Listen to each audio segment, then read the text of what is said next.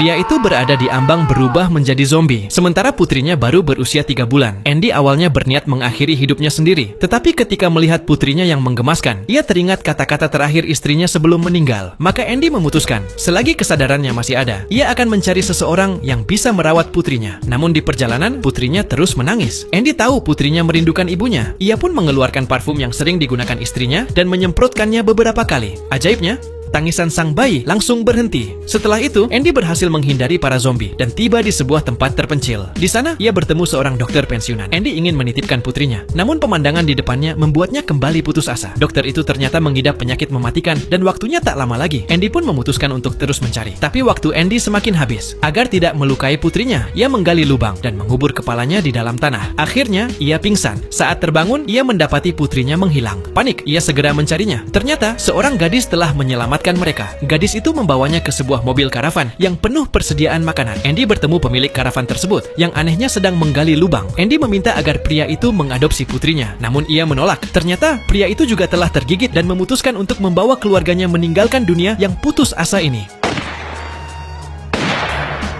Setelah itu, Andy mengambil pistol dan berniat mengakhiri hidupnya dengan cara yang sama. Tapi di saat itu, putrinya berbicara untuk pertama kalinya memanggilnya ayah.